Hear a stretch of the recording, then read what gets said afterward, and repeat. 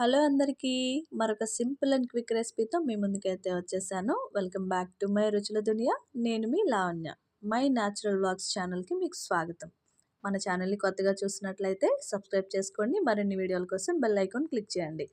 రెసిపీలోకి అయితే వెళ్ళిపోదాం.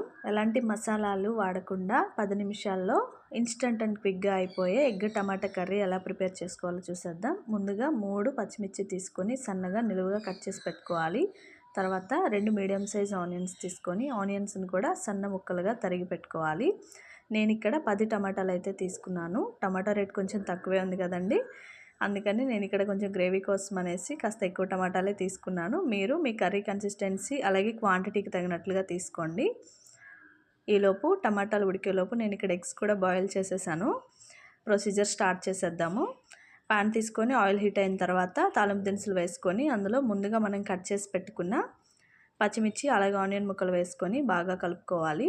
ఇందులోనే కాస్త కరివేపాకు కూడా వేసుకొని మనం ముందుగా కట్ చేసి పక్కన పెట్టుకున్న టమాటా ముక్కలను కూడా యాడ్ చేసుకోవాలి.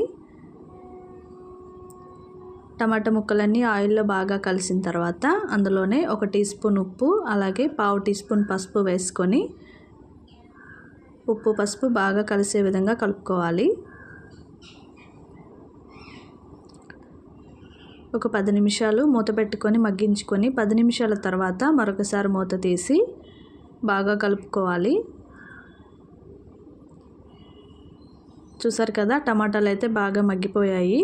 ఈ స్టేజ్లో ఒక 2 టేబుల్ స్పూన్ల కారం యాడ్ చేసుకోవాలి. కారం కూడా కర్రీలో బాగా కలిసే విధంగా కలుపుకున్న తర్వాత ఒక చిన్న టీ గ్లాస్ అయితే వాటర్ యాడ్ చేసుకోవాలి. వాటర్ ఎక్కువ వేసుకోవద్దండి, కర్రీ టేస్ట్ అనేది సరిగ్గా ఉండదు. మీరు చూసుకొని కొద్దిగా వాటర్ యాడ్ చేసుకోండి.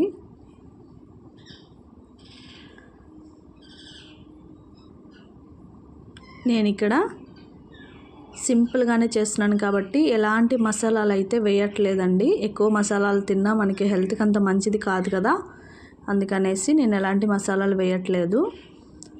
మనం ముందుగా బాయిల్ చేసి పొట్టు తీసి పక్కన పెట్టుకున్నటువంటి ఎగ్స్ని కూడా నేను ఇక్కడ యాడ్ చేస్తున్నాను. అంతే అండి, మన కర్రీ అయితే చాలా తొందరగా అయిపోతుంది. పిల్లల లంచ్ బాక్స్కి కానీ ఎప్పుడైనా ఎలాంటి కూరగాయలు లేనప్పుడు మనకి ఈజీగా అవ్వాలంటే మాత్రం ఈ రెసిపీని అయితే మీరు తప్పకుండా ఒకసారి ట్రై చేసి చూడండి. ఫైనల్గా ఫ్రెష్గా కట్ చేసి తురుముకున్నటువంటి కొత్తిమీరని కూడా వేసుకొని స్టవ్ ఆఫ్ చేసుకున్నట్లయితే మనకి ఎంతో టేస్టీగా ఉండే ఎగ్ టమాటా కర్రీ రెడీ అయిపోతుంది. రెసిపీ తప్పకుండా ట్రై చేయండి.